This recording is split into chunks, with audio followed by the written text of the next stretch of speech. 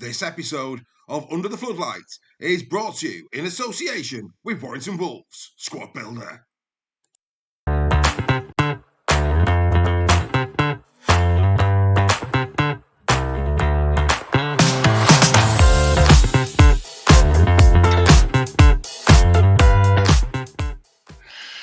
So there you go, royalty, Super League Raw royalty, number 2. Greg has been there right from the start. Absolutely wonderful. How are you, mate? You well? I'm great, even having seen that picture that you chose to start it off with.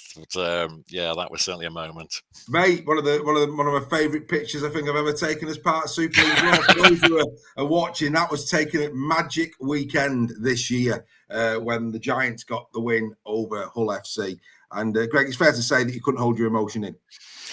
No, I really couldn't. We obviously went in as quite large underdogs on that. Hull was still quite a form team, and it rounded off what was a lovely weekend with the community there. Felt a bit for some of the Hull fans, that were there. No, you didn't.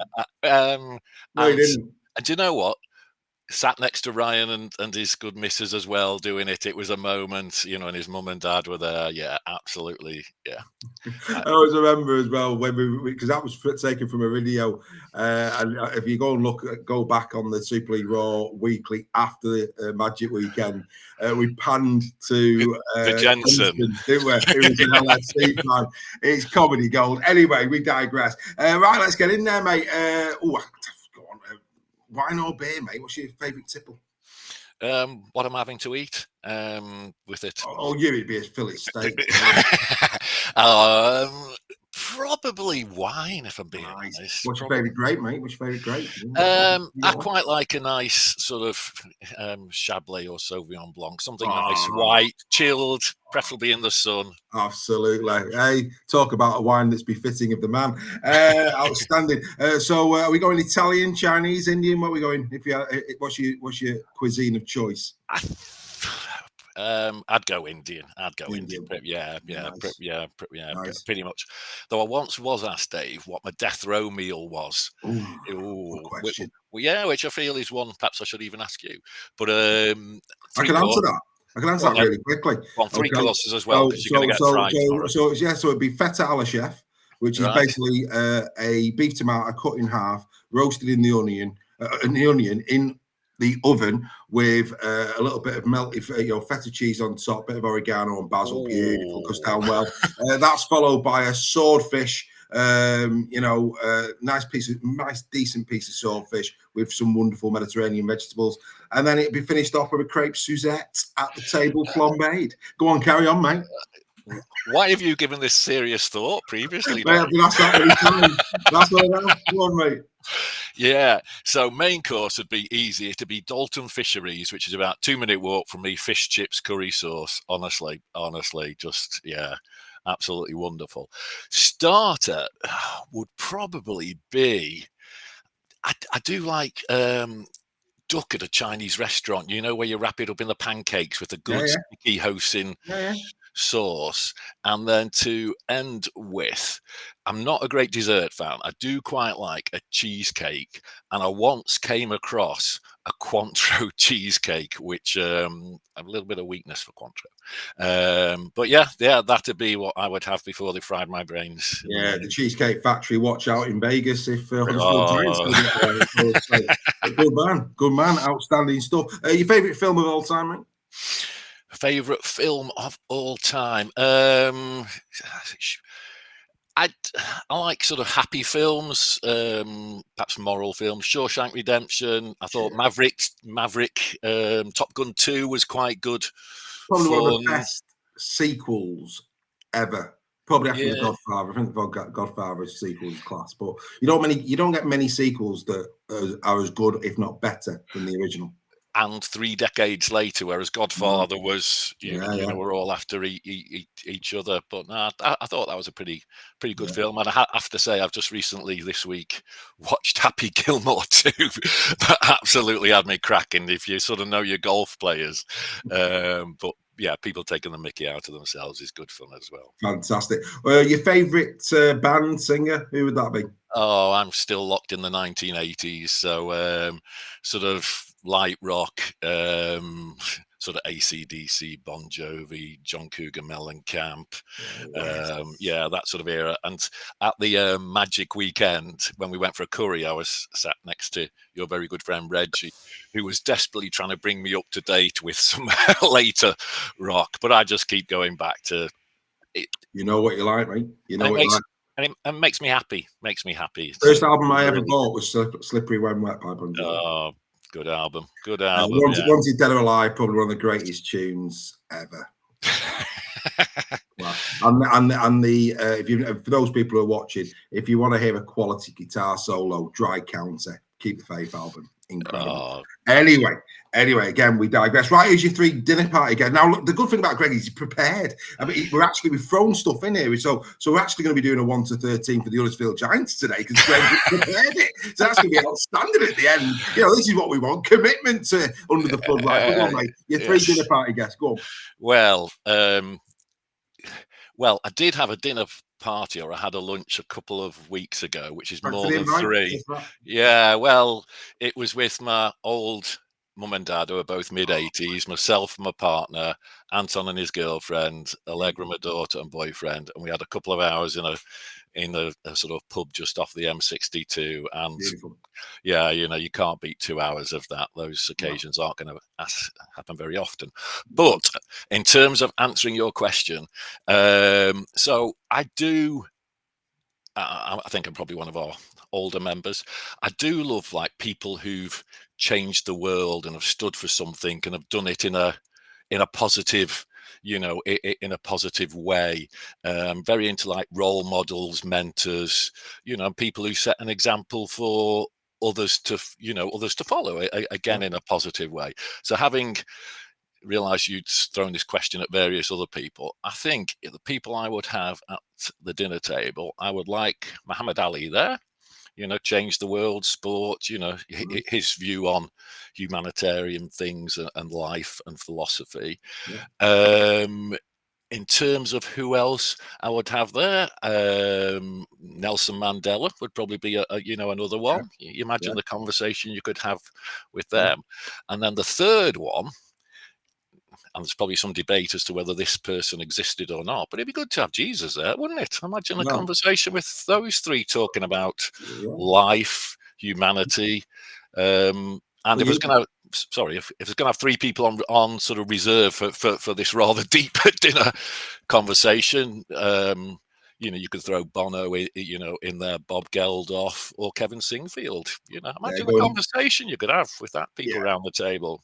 See, this is the thing you see with Greg. He's not daft. Yes, he'd have Jesus Christ there. Why? Because he can turn water into wine, and he won't.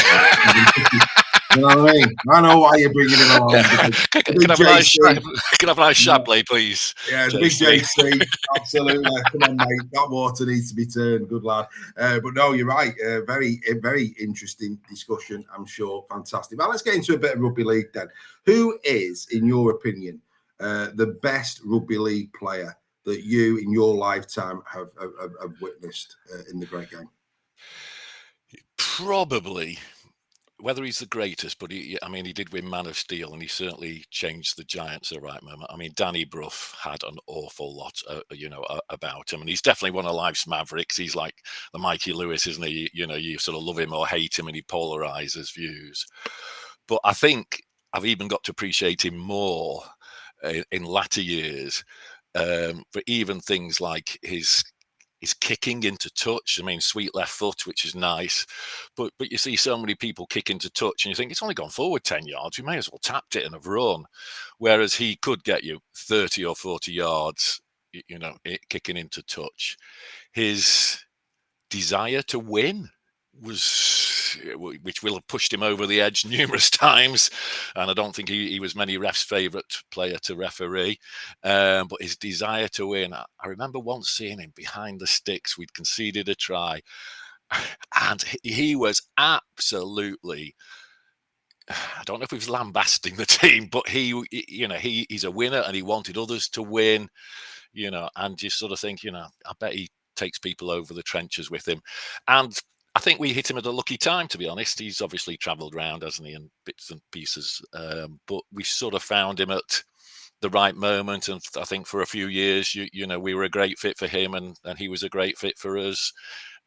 Everything you wanted, in the half, great pass, great cutout pass, had a step on him, had that acceleration over 10 meters, would support.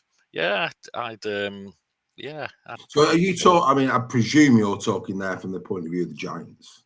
Oh, yeah. Absolutely. Sorry, it was yours a general question. No, that's fine. But I wanted to clarify because the amount of people now are giggling, you're having a giggle, aren't you? But no, do you know what? Yeah, I mean, Danny Buff. I mean, for me, I think Danny was a player that, on his day, I mean, I won't say he's Jake Connor-esque. I think Jake's on a different stratosphere in terms of what I'm about to say. But I think Danny was also a player that perhaps could have given a little bit more.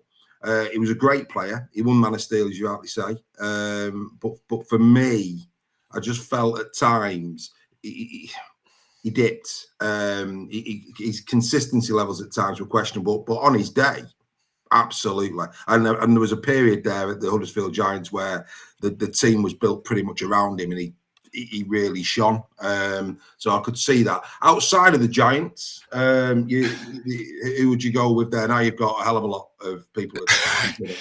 Yeah, perhaps one of the first players I ever saw play was Mal Meninga.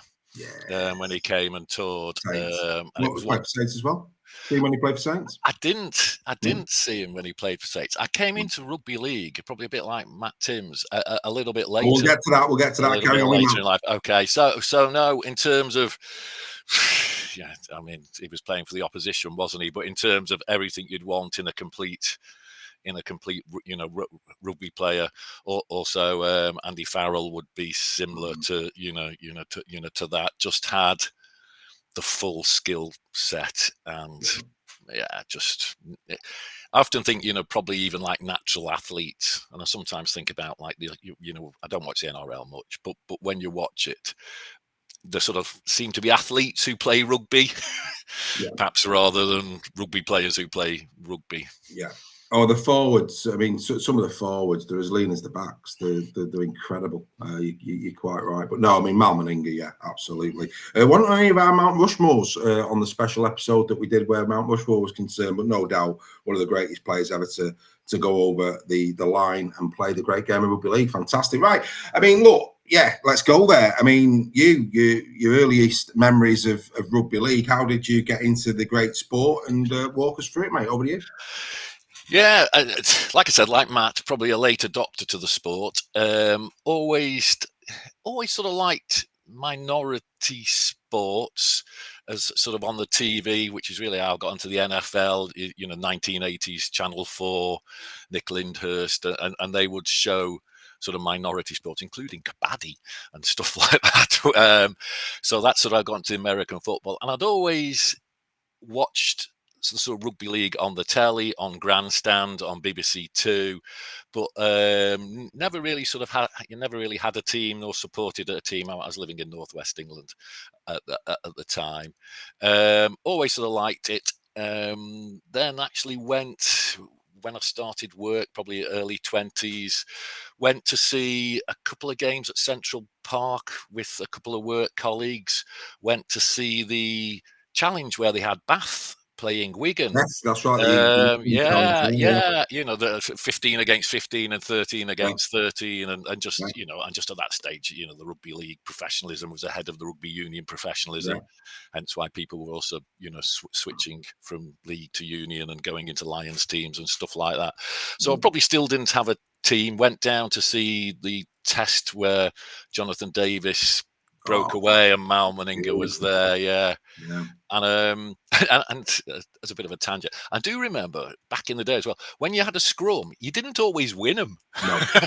There would be one a game that would go against, which sort of added a bit of an excitement to it. I mean, you'd win 9 out of 10, but 1 out of 10 you wouldn't. And I sort of wish there's something wrong with our scrums. We need to rethink something.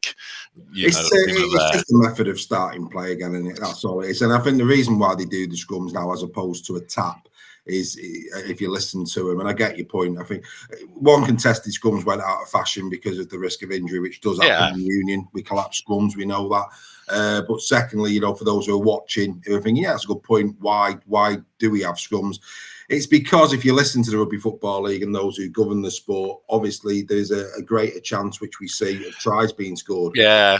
So that's why they keep it in. A scrum that's in the final 20 for the attacking team, more often than not, can put on a good play that gets. Yeah, no, I get that, and I think this because you can sometimes choose where the scrum is as well. You can create space on one side, and it's an attacking moment.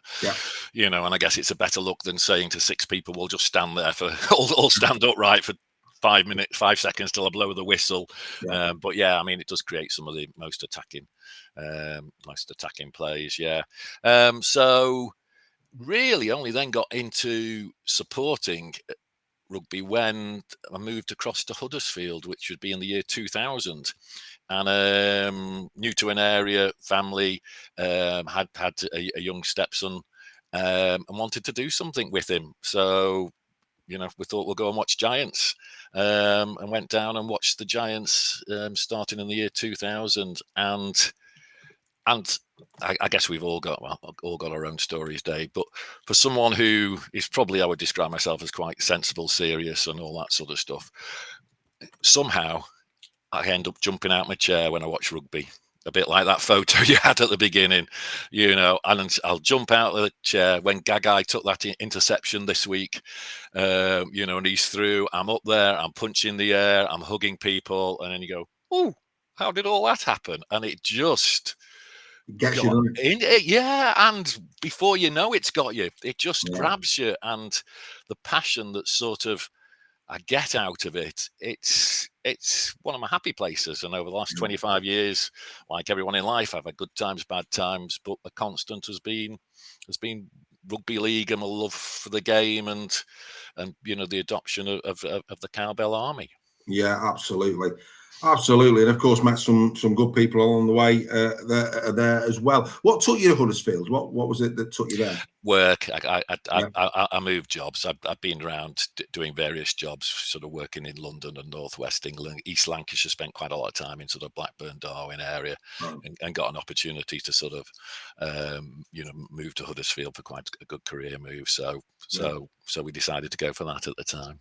Fair play. So when give us a time frame here. When was this introduction to the Giants for you? 2000, about 2000, so 25 years ago. Right, lovely. So, and at the time, obviously, you were building at that time. The next 15 years, certainly the latter end of that 15 years, the Giants really did assemble a team that no wonder you were getting out your chair and enjoying what was happening. So, of course, you've seen firsthand the development and, of course, pretty much the whole career of Leroy Cudjoe, to name but one. Jermaine, another one. Absolutely, yeah. He was a young lad when he started. Absolutely, Danny Brough, as you've already mentioned. You have seen a plethora of real quality talent play for the Huddersfield Giants, and had some great memories, not only in that early stage, but also a few years ago under Watto, when, of course, you got to the Challenge Cup final and should have won that one, to be fair. Yeah. You've experienced quite a lot. So talk us through some of your favourite games, your favourite memories of watching the Giants. Yeah, perhaps the other bit I should have just added is Giants has also been, not only did I, go with my stepson, but then Anton and Allegra, big part of taking the kids, and I was fortunate enough to be there on was it Saturday or Sunday when Joel was there with Amber and Rachel. And and it took me back. I've had many a happy moment, doing it with the family, doing, sharing the game and the love for the game. One of my happy moments, in fact, you might have been in the stadium because the result didn't quite go our way when we got to the Challenge Cup final against Warrington. But I have to say, stood there singing the national anthem. I would say I'm quite patriotic, but singing the national anthem, stood next to Anton, was a lovely personal moment. I'm trying to think if you're thinking some sort of significant games. I think both our semi-final wins where we were sort of against the odds for both the Challenge Cup ones. I just wish that 2013 season League Leaders Shield. That was amazing. It was actually presented, to us after the game, and Anton was one of the not the ball boys, the people who run out with the mascots. There was quite a lot of them that day, and there was. Perhaps we'll come and talk about Giants and fans, because even then, Dave, we were only getting 8,500 when we were, when we were the most successful club in Super League. But the shield was presented. All the players went up the steps. Whoever was in charge of the RF at that time gave the shield to Danny Brough, and immediately Danny Brough didn't put the shield up in the air. He turned round and tried to pass it to Jennifer Davey, who's Ken's late, and people may or may not know, but that's how Ken Davey got into rugby. He wasn't at Rugby League. He got in through his late wife, Jennifer, which is where his passion for the club still exists today. And Jennifer wouldn't take the shield off him. She was going, no, you lift it. And he's trying to give her. And there's this moment in our history where we've won something, and neither of them want to lift it. They're trying to give it to the other, to the other one, which in some ways I think sums up our club. Anyway, so Danny lifted it. And all the players went across the top and lifted it. And I think it was the year we had 5 players in the dream team as well. And then right at the end, Danny goes, he sort of stayed on, and he obviously then gives the shield to Ken, who does lift it. And if you want to see someone looking happy at that moment, there was, the way Ken was sort of smiling there. But I think it's that moment summed everything up about, the club I love, in terms of Ken, Jennifer, Danny, and just doing things, the right way. Yes, it's about winning, but it's not really about winning. It's about being part of a community, isn't it? Well, I mean, that is what sport is, and that's what the beautiful thing that rugby and any sporting team can do. They can bring people together in unison for some wonderful moments in life. And you're right, I enjoyed the 13 season because, to see a team like us, it's like us back, when we won our first one at Warrington. We've had quite a few League Leaders Shield winners. This argument of grand final league winners, it always makes me laugh. Have you ever seen such somebody win the league? Yeah, we have actually. We've never seen them win a grand final, but we've seen them win a league. And I think the whole thing about leagues and the way, for me, it shouldn't be underestimated, and it is underestimated in sport. And I was delighted to see the Giants win that. They showed a lot of class when Warrington won their first one. Me and Greg always talk about that Huddersfield were Warrington's opponents the night we had our first League Leaders Shield, and they brought a great big banner. Well done. I know, yeah, they did. Yeah. And that, that's class. That's class. And I think that, there's a great camaraderie between, dare I say it, those outside of the fence. And when I say the fence, I mean Saints, Leeds and Wigan who've won it. I think the rest of us, I think there's a little bit of sentiment that we want those underdogs to do well. That's why we're all supporting Wakey this year, and would love sort of Hull KR to get something that we haven't achieved through what they've been through. And, and even sort of, and Steph's got me into League because you realise the story he and they have been on, and that's the beautiful thing about, we're all watching each other's team and just enjoying the rugby and see. And it's like you say, there's something nice about being at a neutral game, like your game at Magic, and just seeing joy. That's the beauty of it. You get wrapped up in it. And I turn around and you're with Ryan and it's getting a bit punchy and all the rest of it. I love that. Love it. And that passion, it does make you put your claret and gold on or your primrose glasses on, because a number of times when you watch it and you would swear blind the refs got that decision wrong, or you've seen something there. And you then go back and watch it on the telly and go, no, it wasn't like that at all. No. But it's that passion, isn't it? It's and it's I think that's what sport gives a lot of people. And I like quite a few different sports, the whole sort of competitive side of it. Yeah. Good man. I mean, going back to that Wembley game, I know you don't want to, but I mean, again, I think because it was Huddersfield Warrington, again, the atmosphere that day was brilliant. I think both sets of supporters, there was that, it's the hope that you always say, it's the hope that kills you. And I think both sets of supporters had that, because at the time you were better. You know, you were the better side. You know, Warrington weren't expected to win that game. I think we got a couple of injuries during the game. Yeah, Kev Brown did. Yeah, and when he was playing for us, the old gentleman I used to sit next to, whose name I still don't really know, but he used to say, when Kev Brown plays, we play, and he was a crucial part of it. And I remember there was quite a lot of coaches that were leaving the stadium. Some when we went down to the Tottenham Stadium recently, and for some reason I'd got Anton an inflatable challenge cup. They were selling like you could like a balloon challenge cup. So I'd got Anton one, and as we were going down and you get to Wembley and there's Warrington coaches there and we're waving the inflatable challenge cup before the game. And then proud father moment after the game as we're leaving. We'd obviously lost, Jude won. He gave that inflatable challenge cup to a young Warrington fan, and you go, oh, son.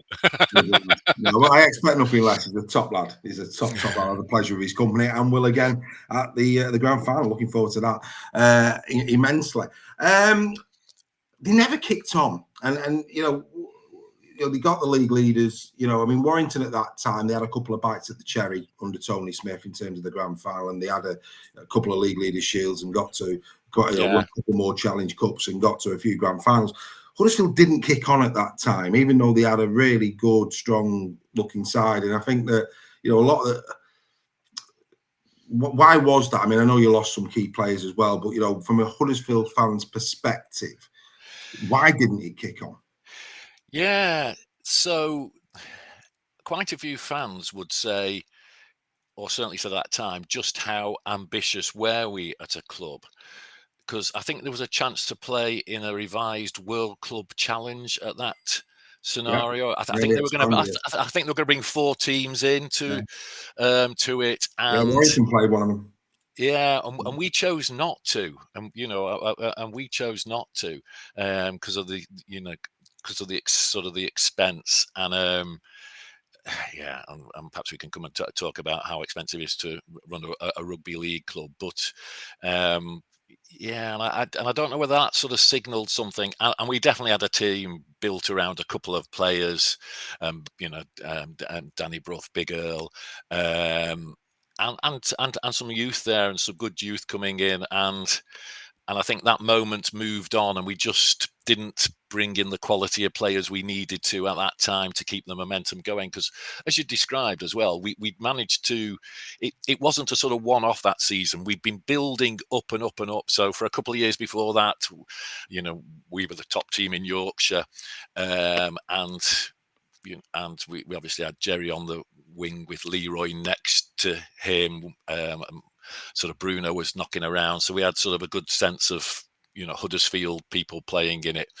But I think, like all sports, and I would say it's exactly the same today in pretty much all sports, and including including rugby league, people underestimate that the most important thing is your recruitment. That is the most important thing, is just getting the right people, and I think the right people at the right moment. Dave, Danny Brough, I think, was the right person at the wrong moment for a few clubs, and just bringing that together, molding the team, having a vision, getting the culture right, harnessing it, all sort of, and that's why I think I think Willie Peters at the moment has got that just at this moment, which is why I hope they go on and see it through to the end, because he's going to move on at some moment. Players are going to move on. I just would like, the whole KR fans and our brethren in our community who support them just to have and enjoy that moment, because I sort of missed it, and am I going to see it again? It might be quite a while. Well, the vultures are circling where Willie Peters are concerned already. He's getting a lot of press down in the NRL, so it's good counsel. And he should be. Rightly so, yeah. But I mean, in terms of, for me, and it was to our benefit, it was to your detriment. I thought the loss of Brett Hodgson for you was massive. Brett Hodgson was a Rolls Royce of a fullback. Yeah, when we get onto the my team of ages, he would be the fullback. Yeah, he Yeah, was absolute class. and he came at that moment. Him coming in, he came at the same time as Nathan Brown came, and Nathan Brown. A lot of players, including Earl, would say the difference that Nathan Brown made to them. Not just the training regime and the diets, but caring about the player and the person, putting the person first, the family first, Yeah. and if you had family things to do, that wasn't a problem. It was encouraged, and Brett came and he made a real difference. He'd obviously hadn't quite got the pace he'd once got, but boy, could he read the game. Boy, could he do a pass. He was fine tackling. He was great under the high ball, and he was a great kicker as well. Yeah. And I think he came to you because I think you offered him a 2-year deal, and we would only offer him a 1-year Which deal again at is that time. crazy. I know, and I think he played a bit. I think he might have even extended for you, as well. But I couldn't understand that decision because it wasn't about his age or his fitness. It was about his brain and his reading of the game and his ability like that.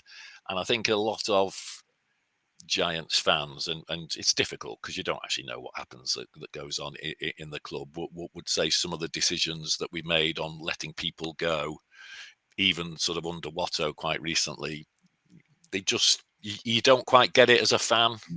Perhaps even as a average intelligence fan, you don't quite see, the logic of, Jake Wardle moving on and others. And But the problem with the Wardle one by that time, and I know you had a go at the Challenge Cup, etc. But when a team like Wigan come in for a Jake Wardle, there's an opportunity of silverware guaranteed almost. In he's going to be punching year in year out, and it's a short career. But yeah, you're right to mention those players. I mean, in terms of, you mentioned the fans, and you had 8,000 fans when you lifted the League Leaders Shield. And fans is probably one of the biggest criticisms that Huddersfield get, not in terms of the quality of the 4,000 or whatever it is in the stadium, because they're the most partisan and passionate fans in the league, but it's the number of them.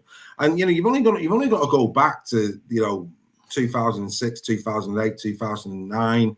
At that point in time, you were getting crowds over 10,000 fans. At that time, 2008, when Leeds came to town, you got over 15,000 fans in the stadium. Now, of course, Leeds had a good share of those, but you were averaging at that time, 2007, around that time to about 2011, you were getting over 10,000 quite regularly. And there's this old adage, isn't there, that winning, and KR have had a bit of this. Let's not be, Lee have had a bit of this, that when a team is winning, it attracts fans. And then the question is, will they be as excited and as passionate as you became and stay through thick and thin? Or will they be the typical, I'm only around, I'm the glory hunter, I'm only going Wembley if you get there and you go away? But what it does show is that there is interest in Huddersfield. Yeah. It's just not sustained interest, is it? Yeah, I mean, there's a lot to talk about there. It's a really good question, Dave. So on the fans thing, I don't really, and it's what people take the mickey out of us, just like it's going to be your year next year and all that sort of stuff. Yeah, and everyone has it. But I honestly have never been to rugby ground and counted the fans. I go to what's on the pitch, and there was only 3,500 at the Catalan game this weekend, which we knew would be low. But it doesn't in one iota bother me. It slightly bothers me if I've put my business brain on thinking, well, it'd be good for Ken if there's more people there and there's more, there's more revenue. And fundamentally, that means he probably won't quite have to lose so much money supporting the Giants. But I think the number of fans, and particularly the away fans, clubs aren't going to be successful on attracting away fans. And that moves me. And yeah, other clubs have a lot of fans, particularly when you're doing well. And you'd understand it, Dave. And perhaps Glory Hunter is one way of phrasing it. But I think people like to be a part of something that's successful and is fun and is lively and you're winning and you're going enthusiastic. And people like to be a part of something that's successful. But I think and partly because of the work I do, I honestly think there is a whole misconception, and particularly with what's happened so far, in terms of, well, if I owned a rugby club, I would not let any of my staff call the people fans. I would call them customers, because I think customers brings a different connotation to the experience you're trying to provide, rather than fan. As a fan, I will happily sit out in the rain, watch my team, eat rubbish beer. Eat rubbish beer. Eat rubbish beer. And drink rubbish pies at the same time. Yeah. Yeah. You're a talented man, Mr. Roche. But there's a whole thing about the fan experience and the customer experience, and if you watch any of these sort of American sports and things like that, the number of times when I've gone in at half time to think I'll get something to drink, and you see there's only a couple of people serving on who don't seem very well trained, nothing against them, they just aren't well trained, and you give it 10 minutes, queue hasn't moved, and you go back outside thinking, well, someone's just missed a sale there of some poor beer and poor pies that are overpriced, and you think you wouldn't do that if it was customers. You would let people pre-order. Why can't you pre-order and get it at order on an app? You could even have them serving it on the ground. But if you occasionally go to the theatre, you can pre-order your drinks for half time. You go and collect them, and they could have the whole half pouring the drinks rather than doing them there and then. And it was such a great experience when we went to the new Tottenham Stadium. It's the first stadium I've been into. I've been to a lot of stadiums. And it's the first one that it was built and designed around the fan experience. And why can't they deliver you a drink during the game, or your hot dogs and nachos? That's what they would do in America. That would make the fan experience better. There's loads of different things. And I think somehow we haven't grown up beyond this owners of a club, and who actually get, they are more custodian than owners. So I think they get that because of the heritage and the family and that sort of stuff. But whatever Giants do, I'll buy a season ticket, but I'm not their future. The kids are the future, and the competition isn't going to watch Wakefield or Leeds. The competition is a really busy lifestyle of why should they give up 2.5 hours of their time when they could be playing on the Xbox, which is really exciting. They could be TikToking with their friends, which is really exciting. So I think we, as a sport, we really need to think about, I would call them customers, because I think if people saw them as customers, people would behave and act in a different way. And hopefully our sport is starting to, I'm not sure our total sport has got it yet, but we're seeing it in certain quarters. We are, the events that Lee put on, they put on an event, exactly. Yeah. But again, and I'm sure Steph can concede this, you put that same event in a half-empty 20,000 seat stadium, it doesn't have the same gravitas. And this is why. And again, there's a lot of people discuss. And as I've said, you have posted 10,000 fans before, and that would of course look a lot better. But when everybody's in one stand and you're looking at 3 empty stands, it's very hard to build an atmosphere. And everybody always talks about, and almost looks at darts with envy in terms of how much money they're getting. But if ever a sport was built on fan experience, it's that nobody's interested in the darts half the time. They're there for the social. It's a venue that darts is being played. They'll cheer when 180 gets. They'll give a scream. They'll get interested if a 9 darter's on, and they get interested for the walk-ons and the end. That's it. If you actually watch the people in those arenas, half of the time they're not interested in the darts. They're bantering with each other. They're taking the mickey out the cheap seats and who's singing and who's not and all that. And that's the world that we're in. And, that brings us on to the stadium. Because like I said, in the last 24 hours, there's been questions asked over Huddersfield, the stadium, Ken's vision for his own stadium, that it's wasted money, that he should be marketing the club better, that he should be bringing more people into the stadium, if only that was that easy. But of course, the possibility is there. But I go back to this point, Greg, and I'm going to shut up. There's a lot of things I'm wrapping in here to give you some ammunition. I go back to that point about Lee. That razzmatazz looks very different if they're in a 20,000 seater stadium with 7,000 fans in it. Absolutely. Absolutely. And if you think of any event, so I've been to a couple of the UFC fights over here, and it's exactly like you describe it. It is banging music, fun from the moment you go in to the moment you come out 4 hours, and you feel you've been in the ring because you're shattered. You've had adrenaline going through you for 4 hours there, because that's how you put on an event. And there's a really good documentary of Dana White on one of the streaming platforms where he shows how he picked up the UFC before it became the UFC, and the beast he's turned it into now. But sorry, Dave, what did you ask before I waffled on?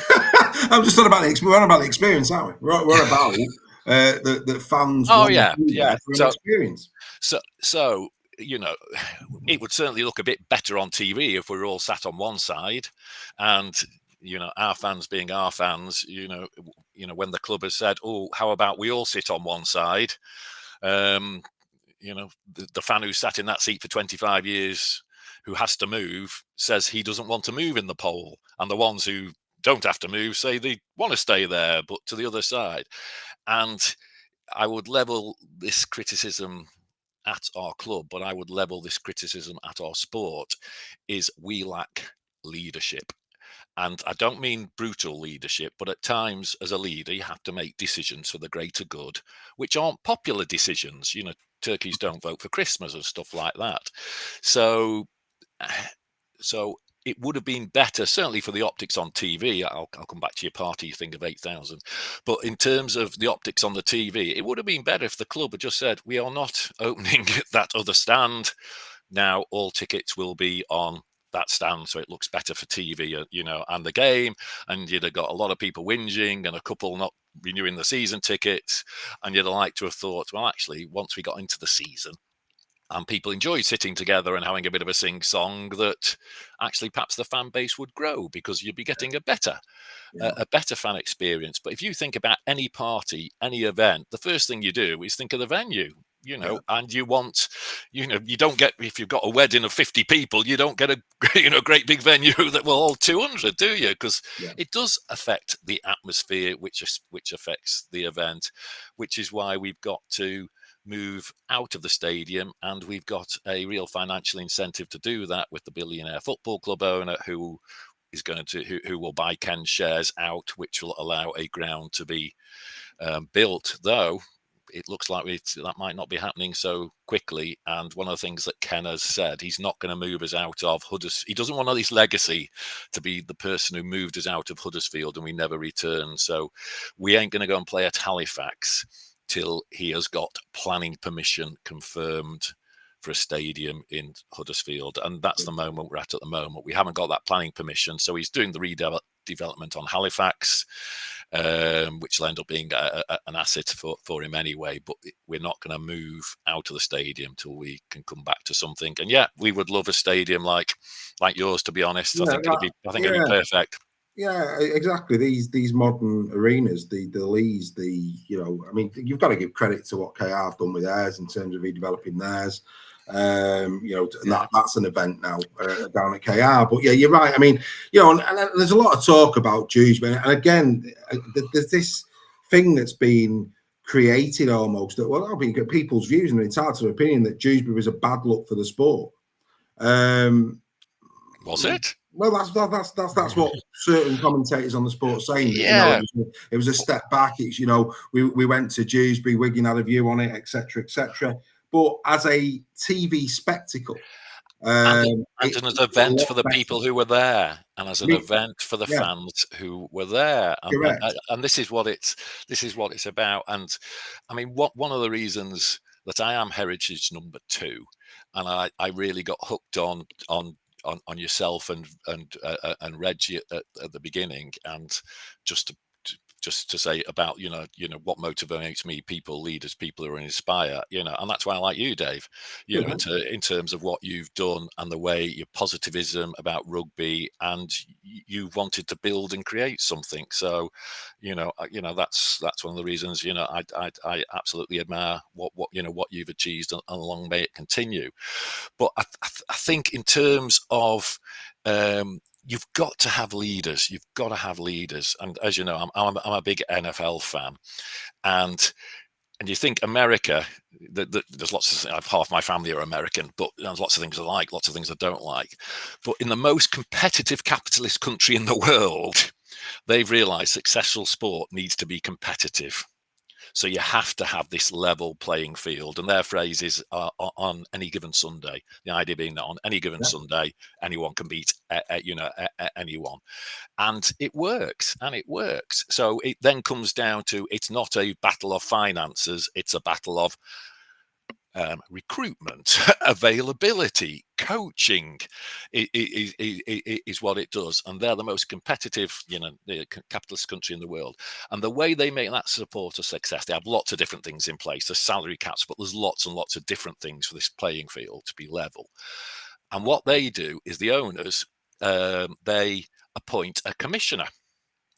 And this commissioner is one person who is responsible for the financial success of the game. And I think he's in post for, I think it's at least 5 years, but his role is not to make decisions about the club or things that will affect the club. It's the good of the game. And, part of that is he will annoy the Dallas Cowboys or the Philadelphia Eagles, because he'll make decisions about, we need to take a game to Brazil because this will boost ratings and it'll do that. And obviously, the team who's going to Brazil, their fans don't like that. The owner doesn't like it. But he makes the decisions, and he'll stand by whether he is re-elected or not when it comes to 5 years' time. Yeah. But he's making an actual commercial success of it, because his role is the development of the sport, not the individual clubs. He doesn't have that vested interest. And just to give you one example of what they do, and I've talked to Steph about this, and we could talk for hours about this. So if you buy any NFL merchandise with the logo on it, doesn't matter what shirt you buy, it doesn't go to that club, the money, it goes to the NFL, and it's redistributed out equally. So you imagine if you buy a Warrington shirt, that money doesn't go to the club, it goes to the Super League. And that's going to get redistributed out evenly, because part of it is we're trying to grow the game here, not just grow Warrington. So that's, and they have lots of little things like that, where you have someone who's looking at the game, not the clubs. And that's such a better way of running a sport. But that needs strong leadership, because you have to, Wigan fans will say, well, that's unfair because we have more fans. But again, this is one of the things I like about Super League Raw community, is in many ways, I think you join this community because you're a rugby league fan first and your club second. I think people would disagree in certain quarters with regards to that, but I think what I would agree with is that absolutely they are rugby league fans, or the massive, the passion is rugby league, and I think most of the people in our community are rugby fans. They don't really give a monkeys about the round ball as much as they do the rugby ball. I feel like that's what draws us together. Sorry, Dave. And just going back to the point you were saying, and again, another reason I love what you do in the community is you do it with fact and figures, not opinion. So in terms of, some other podcasts that I've listened to, they say things like that. I've listened to this week, is Tui going to be playing this week? No, he's not, because he's out for 16 weeks and everyone knows that. That is just poor journalism. In terms of marketing activities, should get a DJ there. There is one there. He's outside the ground. You should get food and drink. There is food and drink there. It's outside the ground. You should drop your prices. You get more people there. We have the cheapest prices in Super League. And 5 years ago, we actually did a free game. You had to give your contact details, and obviously that annoyed all the people who had season tickets. So it's not that the club aren't doing anything; they're obviously not being successful. But it's dead easy to say, "Oh, make it into an event." How can you in a stadium that's? big. Yeah, I mean, you're right. I mean, look, there's a lot, and I think what is good for the game is, and we're one of them. There's a lot more podcasts. There's a lot more activity. There's a part of me that thinks I'd like to think that we've played a part in a bit of that in terms of getting more of these things out there. But you're right. I mean, anything that we do, it is factual. There's a bit of style over substance in certain parts of absolutely. YouTube. Equally, there's there's historians, there's loads of different people. You can go and find your niche, but I think what we're trying to do is bring a vibrancy to the sport. We're trying to be positive about the sport, and we're bringing fans together. Yeah, and as a sport, of course, we've got to respect our heritage and our roots and our northern roots, and that's and as a sport, you look at coming together for Rob Burrow or Mickey Hyam. When push comes to shove, we are great as a we are great as a community. But if we want to be, if we want to be taken seriously as a sport, as a professional sport, we have to make some big commercial decisions with some really strong leadership. And I just don't see that in our game. I mean, someone like Derek, he'd be great as a commissioner because he would he'd make or break rugby league. I suspect if you put him in charge of the whole lot, and that might be some people will be risk averse against that, but we're used the phrase last week about cut of 1,000 deaths. We're growing as a sport, but we're losing our ranking.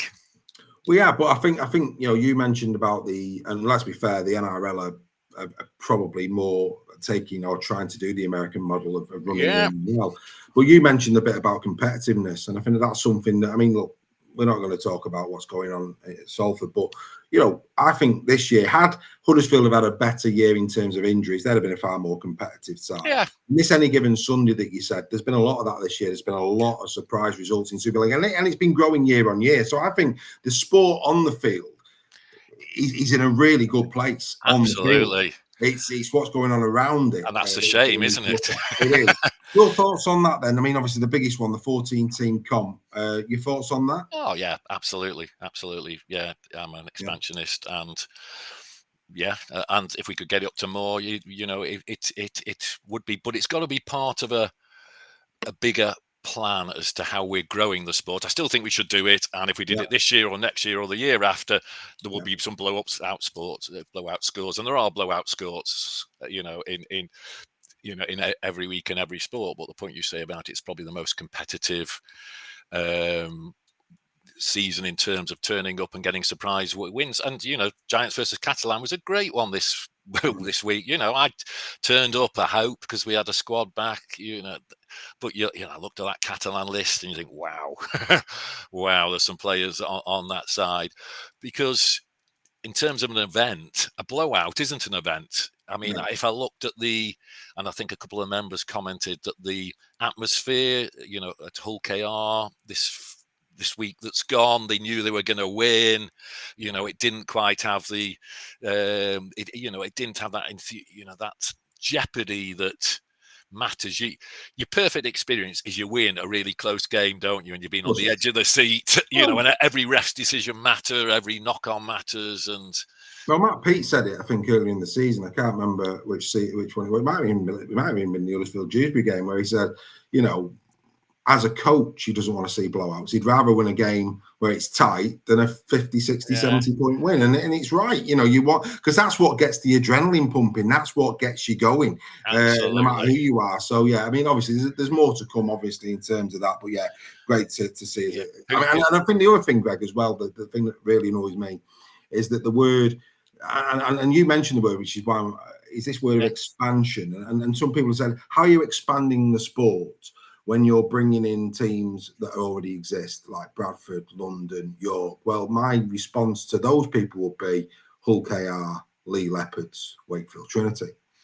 You're not telling me that they haven't added to Super League. No, and Ken Davey said an interesting phrase at one of the fans forum, and he was basically saying, if you plant a young tree, you don't dig it up every couple of years to check the roots are going okay, do you? No. You've got to give it time to grow. And as you're saying, and perhaps this tree that grows to be a great big oak, perhaps its first stage is establish heartlands. And you know what? Perhaps somewhere down the line, in years to come, it is Paris, it is Toronto. But at the moment, that wouldn't work at the moment because the roots aren't strong enough, and it's too early in the development of the tree. But we've definitely got to sort of push it forward. Who do you think if three go down? Well, let me flip it round the other way. Oh, go on, answer that. Who do you think? I think for me, I think Bradford are going to be in a position in terms of maybe there might be 12, which guarantees them. But the problem that we've got, again, you talk about optics, what poor optics Oxford's going to have. So that's the thing for me. There's a lot of talk in terms of Toulouse, London. Obviously, with Gary Harrington being there, and I still feel for London. I think how London have been given a proper crack at 24, they'd have been even better 25, and now they'd have been pretty much established. And the other one for me is York. I think York, the way they're signing players, it does look as if York are putting a massive push. And again, it's one of those areas where, nothing nicer than going up to York for a weekend. No, I hope it's York on a personal level. You can get the train there and have a great weekend in a beautiful part of the world, in a lovely city. Yeah. And they've got, for me again, it's the right size ground. They're doing a lot of things right, York, and whilst it might not be as fashionable as a London, which I think will probably come up. I'd be amazed if London wasn't one of them. I think it's going to be between those. It's going to be between I can't see it being anybody else. It's Bradford, Toulouse, York, and London. Oldham in the mix, do you think? Well, again, and Oldham fans won't like me for dismissing them. I think Oldham are growing brilliantly well. They bought a lot of players, so they're showing great intent. Very Lee-like in the fact that if Oldham were to remain in the Championship next season, they're going to have a very competitive side, almost a half Super League side, which was the Lee model. And then maybe when we get back round to teams coming up, then maybe second time round. I think Oldham fans. If I was an Oldham fan at the moment, yes, you could have that tinge of excitement and hope that maybe they could fashion away in this year. But if I was them, I'd be looking 12 months down the line in terms of we are building. We can see we're building. We need to go and smash whatever version of the Championship we have next year. And we need to be ready. I mean, almost pre-planning their bid for Super League in 2027. And who knows? Who knows? Is what would say where Oldham are concerned. But I think the ones I mentioned, they're probably front and centre. It's going to be one of those, of three of those four. I can't see how Salford. Toulouse. I think Toulouse will be in. Nice place to go as well. Yeah, I believe. Again, I was doubtful of Toulouse, but the more info we've had than the rest, I think Toulouse will be in, which will be very interesting. Right, mate. Let's get into your 1 to 13. It's been a good chat, this. Right, Greg has prepared a 1 to 13. He's 1 to 13. Greg wasn't going to be caught off guard by a random Dave question. Greg. I don't ask that normally. I tend to leave that for in convo. But mate, if you've done a 1 to 13, we'll do it. For other members who are going to be doing in under the floodlights in the future, bring you 1 to 13. I'm happy to have it. So go on then. We've already had Brett Hodgson at fullback. Yeah, but let me just throw another. If I've got a couple of names that were sort of going through my mind for the positions as well. Sure. I mean, pre my time or just at my time, Paul Riley was quite a fan's favourite. I did really like Jake Mamo because he was just as crazy as a box of frogs, and good player on the pitch and off the pitch, you really didn't know what he was going to do or say. So entertainment value. Scott Grix was a good servant for us. Yes. Unfortunately, he'll probably be remembered by a lot of Giants fans of the Leeds try that won them when Ryan Hall they kicked it over, and he he was meant to be kicking the ball out into touch, and he just kicked thin air. But great servant to the sport, and and still is. But yeah, couldn't go past Brett Hodgson for all that we said earlier. Yeah, great player. Who's on your two wings, mate? Obviously got to go Jerry, which means Leroy's going to be one of the centres, as well. Undenard on the others, but I think David Hodgson. Who That's a shout. That he didn't let you down, did he? Do you know what? I'm not sure how we do in the game now in terms of carrying the ball out and the meters you're expected to do from the back. But he had this knack of when you passed it to him and he was 10 meters out, he'd score a try regardless of how many defenders were in front of him. He had pace. He wasn't the quickest ever, but he had a bit of pace. But he was one of these who just could finish. He really could. And the number of times he scored tries, and you think, how did he get that over? There was 3 defenders, and he sort of sidestepped one, bundled another over, and I'm going to have a guess. He probably had a two in 3. I would say he was a finisher, wasn't he? He was a finisher. I would say he's probably 60. I bet he was 60% plus tries a game. Gotta be. He scored a lot of tries for the Giants. yeah. He really did. He really did. Yeah. So if Leroy's one centre, probably the other centre. I went through a few people. I did like Mellor when he was with us and he played in centres. I like Alex Mellor. Yeah, he's class and he's still got it. And I think there is this generation. You look at Alex Mellor, you look at Watkins, you look at Cudjoe, who have sort of surviving the test of time because of their ability and the ability to play different positions. And I think the way the game has moved. But Joe Wardle played for us, but I was going Ricky Lutelli in terms of also a really nice guy off the pitch. I think as a centre. Yeah, I think Ricky he's everything you want from a centre. Tane Milne could become like that over the next couple of years. A lot of people surprised Jake Wardle's not there. Yeah, I'd probably have him on that list if I'd thought about him. Yeah. He's gone. Yeah. And I suppose on the wing as well, he only played, I think he played 2 games for us. Dom Young, I saw him play once for us. You can't cling on to that. You can't cling on to that. That's a step too far. But no, look, I think, you know what? And I know that Steph was devastated when they didn't re-sign Lutelli at Lee. He was outstanding there as well. Everything you want. Quality player. Who's next to Bruffy? Because I know Bruffy's 6. Who's next to him? Yeah, it's not easy when I sort of thought about it. Kevin Brown would be in the area, even perhaps Jamie Ellis for a little bit. I think didn't quite get my final pick was Robbie Hunter-Paul or Robbie Paul at the time, who I've worked with through business, as well. And I think because we just got him slightly the latter age. But Chris Thorman is who I'm going to go for. Wow. Chris Thorman. That's a shot. There you go. Look at that. See, I've done a bit of prep. So there'll be a few people that don't watch the Giants. And when you've said that name, they're going to go, who on earth is Chris Thorman? So why Chris? Talk to us. So he natural football player, and I'm pretty sure he's still coaching. Whether he's at Newcastle now or he's gone to Cumbria, he's still involved with the game. And just as a shout out, in terms of when I win the lottery and I take over the Giants and we call fans customers, obviously Big Earl will be running the club. Absolutely. And Chris doing his apprenticeship right now. Yeah, and well, he is, isn't he? And Chris Thorman will be coming in as, I think, director of possibly rugby. So natural player, quite tall for a half.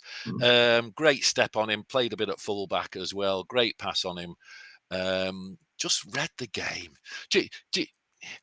Someone who's there when someone breaks the line and they're looking to offload, that frustration. I know you and I like the props, but when the prop gets there and he's got the ball and he looks over his shoulder and there's no one there and you're thinking, someone needs to be there.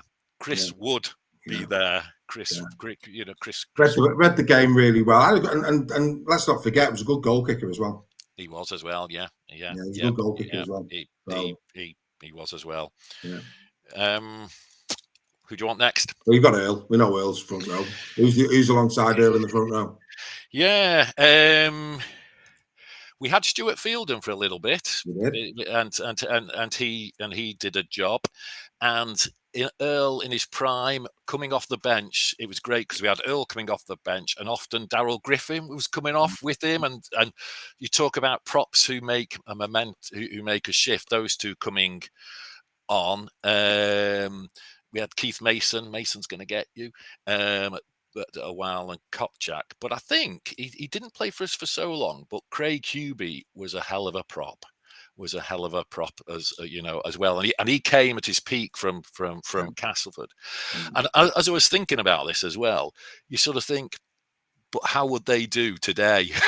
Because those are all big guys. Different style of prop forward now, isn't it? But it did get me thinking a bit, because a bit like you, I thought, they wouldn't do so well because the new props are the Aleskis and the Oliver Wilsons and the young athletes, aren't they?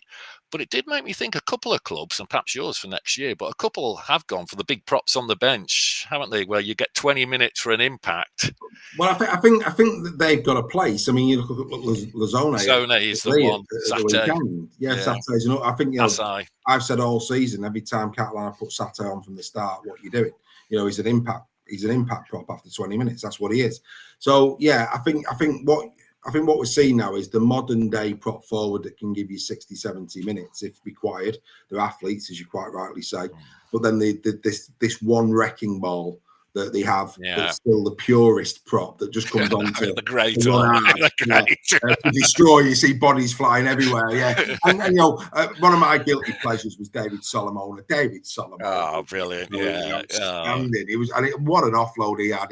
Again, if you talk about a prop forward that had that ability to do the Lazone, but also ball skills you wouldn't believe. I mean, David Solomon would do a pass and you'd like, that's a halfback. Well, what's he doing? Dancing David Solomon, God bless him. Yeah, great shout, mate. Have you got a 9? Struggled a bit with 9, and it made me sort of realise we're probably being a bit weak. Danny Levy for a short period was class. Really, somewhere between Robbo or Sean Lunt. I'm not sure which one to go at for 9. I'm not sure if the heart is perhaps favouring Robbo a bit more, but Sean Lunt, and again, for people who might not quite know him, as a 9, he's quite a tall guy. He wasn't one of the short guys, but he. I'm fortunate I get to talk to quite a few players because Huddersfield's a small place. And when you talk to the props, having the ball delivered right where they want on time, not having to pause, not having to reach up, having the ball delivered there quickly, you might give them a quarter of a second more and it'll make a difference. It will make a difference. And he's a big guy, so he could tackle. He used to so accurate with his passing, so quick with his passing, and he was always a scooting threat, and you sort of knew he was good for a try. He did, and he had a little grubber kick through, and I think I'll go Sean Lunt over over Robbo. Second row. Let's do Loose next because second row has my favourite all-time Giants player in it. Cool. Okay. So Loose, we had Hinchcliffe for a while. Stanley Jean did a job there, but I think Stanley Jean just wonderful, isn't he? He's just a legend as well, however old he is. But I think Luke Yates for 3 seasons with us before. It's his position, mate. It's his position. He's not a prop, and I know when he kept winning Tackler of the Year for us, and he was our club captain. And I know when he went to you guys, and I'm not quite sure he's got back to that 9 or 10 out of 10 every week with you guys. But as a Loose, when he hit. He didn't tackle. He hit people, and he would win the tackle, win the ruck every single time, and forced loads of knock-ons. And class. And he was just And I see him as a 13, mate. He's a 13 all day. He is all day. Yeah, so second rows was quite a lot of choice. Chris McQueen obviously was knocking around. Yeah. Kenny Edwards was in the Jake Mamo thing of a box of frogs. David Faialongo. Brett Ferris was probably my number 3. Tough player, Brett Ferris. Oh, still playing, I think. Still playing. Still playing. Yeah, and I sort of like the physical second rows where their job is to good lead runners, but to defend the halves, and you don't want people going to the edge because they don't want to be you don't want to be coming up against Brett Ferris. But my first second row, he didn't play for as long, but Luke O'Donnell, when we had Luke O'Donnell come in, he big Aussie, came with a reputation of not being on the pitch much because he was banned a lot, but he changed our culture at that mind. We got an away win at Leeds that we hadn't had for a while. He was the enforcer, which in the latter days of Biff, and we could talk about Biff. I'd bring back the Biff. You wouldn't have these little halves mouthing off to big props and everyone then pulling shirts and looking rather pathetic if a little bit of Biff was allowed. But yeah, Luke O'Donnell was was great. And this is all building up to by far my most favourite player of all time at the Giants is Akuma Tai.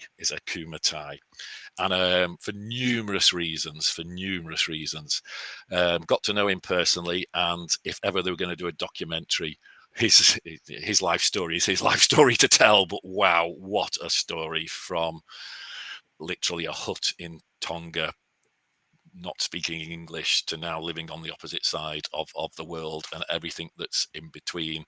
And I've said to him, I'm going to go and visit his family in Tonga at some point. Became a very close personal friend. Never forgets to message me on my birthday and on Christmas Day.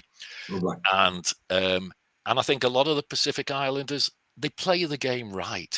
They are on there knocking 6 bells out of each other. Absolutely 6 bells out of each other. Final whistle goes. What do? They kneel down with the opposition players and thank the higher being for what they've got and that sort of stuff. And they leave it on the pitch. And we don't. We're going away going, oh, as fans, they've left it, they've left it on the pitch. And fortunate, and just by a whole set of coincidence, and Anton school were on the playing field. I think they're playing cricket, and this was on an evening, and Akuma was there just by himself, training. Anton recognised him, went and talked to him, and the friendship that Anton has with Akuma is amazing. On his 18th birthday, Akuma sent him this card that keep working hard, all that sort of stuff, which was absolutely wonderful. And perhaps the story just to end with, and I think I've talked a lot about family, and I think the community that you've created is sort of an extension of family, and that's certainly how I view it. Is Anton has moved into a flat with his girlfriend, and he's got pictures in his sort of little office there, and he's got his sister, he's got the time with his girlfriend, pictures with his girlfriend, and he's got a picture, and it's his favorite picture of him and his girlfriend with Akuma. And there ain't a picture of me in there, Dave. There ain't a picture of me in there. And he would often say, that's who I wanted as my dad. Wow. Unbelievable. I don't believe a word. I don't believe a word. I don't think I do, really. No. But it's a good story to tell. But as a human being, which is what we are all at the end. And I know you and I have talked about this, when people slag off players and stuff like that, the people first. Of course they are. And I think the thing for me as well is, and it's the real joy that I get when I'm around people that, let's be fair, I didn't know 4 years ago. And of course I've never had the pleasure of meeting your daughter yet. I'm sure that'll happen at some point. But whenever you're with Anton, you light up, mate. You're different, and that's the fact. That's the family element, When you're around family, you light up. It says a lot about you, mate. You're a top man. Love the convo. Loved it, absolutely loved it. For those people who are watching and think, hey, that's all right, fair play. You're a fan having your own show and, being able to it's a cracking journey. We talked about a lot of players, a lot of good times. You've given us your opinion on the game. It's been a really good quality conversation. Last one from you. You mentioned the community. People who are watching this who aren't members, why should they become members? They should become a member to be part of something unique and special in different ways. It's the way. Well, they should become a member because they get loads of fab entertainment off you. Why was I heritage number 2? And I can't believe I wasn't heritage number 1 because I did it on the night you said I'm going to do this thing. And I thought I've watched these guys entertain me with facts, figures, humor, positivism, not like 90% of the other podcasts which are telling you why our game is woe. They're fun, they're amusing, they do all this stuff. For the price of a latte, that seems like a pretty good deal. Otherwise, I'd feel slightly taken advantage from that point of view. So definitely for the rugby league content and the laugh and the fun. But it's the community then of people looking out for each other. And I love the game and my knowledge of the game in talking to the other fans we have about their clubs. I didn't really have a view on Lee or Hull KR or Salford or even Leeds till I met people in that and people, good people. Someone like Mark drove the wrong way to pick me up to take me up to Magic Weekend. He's a Leeds fan. Who's a Leeds fan. You didn't know 2 years ago. Yeah, absolutely. And, Joel and I got some surprise visitors coming to the stadium who weren't fans. And Dave, I just couldn't speak that. It was emotional anyway. That touched me, and it slightly took me off in an angle. And then Giants did what they always do, which is disappoint immensely with a rubbish performance when it matters most. But that moment where you think, "Wow, these people are here." It lets you be part of something, which, and you can be as much or as little as it. But we've had people who haven't wanted to go to a game by themselves, so they're now going with other people to watch it. So you can choose as much as you want, but it's just upbeat, positive, and it's about the love of our sport. We can agree to disagree. You think Warrington's going to be their year next year, and I'll disagree with you. We can agree to disagree, but we'll do it with a smile, we'll do it with a laugh, and we'll do it with respect. And honestly, would encourage anyone who's interested in the sport to be part of a great community. And I said it at the beginning, Dave, and that's one of the reasons I admire you in terms of what you set off, what you've built, and long may it be successful. Well, let's hope so. Let's hope so. It's a privilege to have known you, mate, and to continue to know you. You're a gentleman. Loved every moment of it. Ladies and gentlemen, that's an outstanding episode of Under the Floodlights. We will be back with a new episode very soon, but on behalf of the whole community and people who are not part of the community yet, Greg, thanks for wonderful entertainment. Go well, mate, and I'll see you soon. Take care. It's been my pleasure. Thank you, Dave.